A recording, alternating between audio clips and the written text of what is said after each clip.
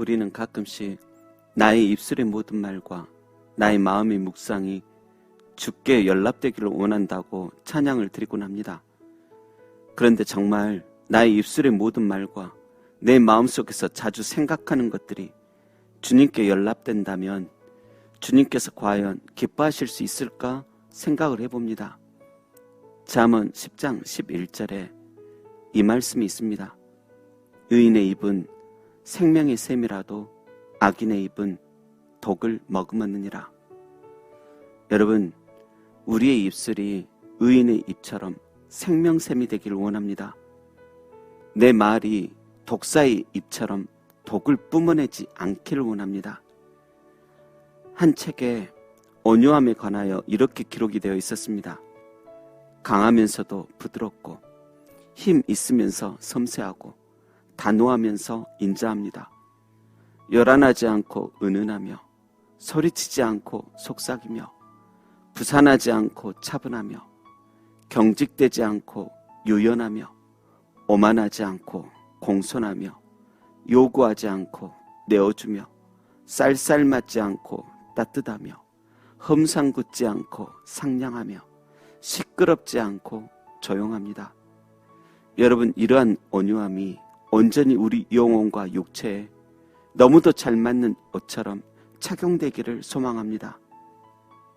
성경 속 온유는 무작정 착함이 아닌 사나운 개가 조련사에게 길들여진 상태, 열이 올라가 약을 먹고 진정이 된 상태를 뜻합니다. 그렇듯이 성도된 우리도 말씀의 약을 먹고 이 입술이 진정이 되고 선한 목자이신 예수님에게 조련되어 우리의 마음과 입술, 더 나아가 행동까지 진정 온유로워지길 소망합니다. 강하면서도 부드럽고 힘 있으면서 섬세하고 단호하면서 인자하게 요란하지 않고 은은하며 소리치지 않고 속삭이며 부산하지 않고 차분하게 경직되지 않고 유연하며 오만하지 않고 공손하며 요구하지 않고 내어주며 쌀쌀맞지 않고 따뜻하게 험상궂지 않고 상냥하며 시끄럽지 않고 조용한 그런 온유함이 우리의 인생 속에서 늘 함께하고 특별히 그런 온유한 혀를 가지길 간절히 원합니다.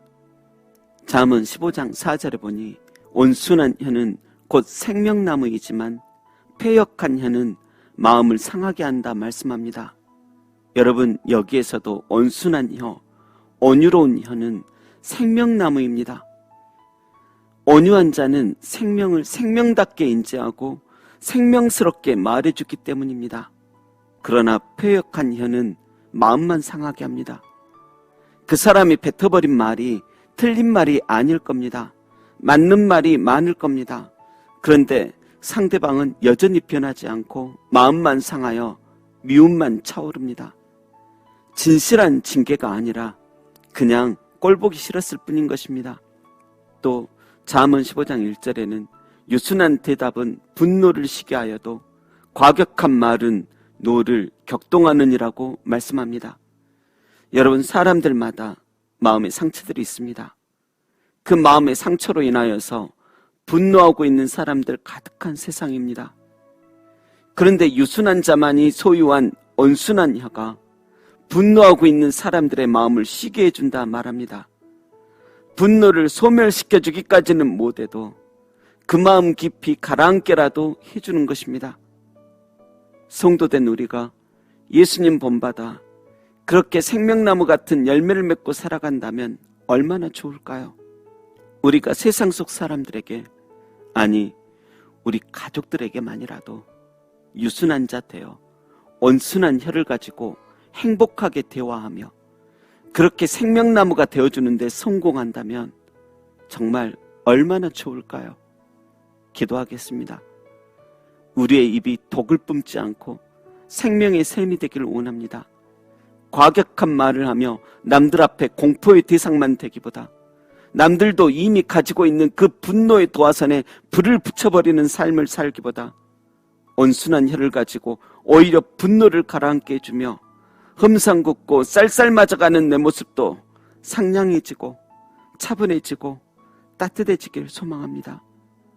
참으로 시끄럽게 소리쳐야만 해결되는 세상이라 한두 번 소리치던 게 나중에는 버릇들어 요란해지고 사나워진 입이 되어버린 우리를 긍휼히 여기시고 말솜씨를 갈고 닦아 들떠있고 분주한 내용은 차분하도록 주님 안아주옵소서. 강하시면서도 부드럽고 단호할 땐 단호하시면서도 오래 참으시고 인자하셨던 예수님의 이름으로 기도합니다. 아멘.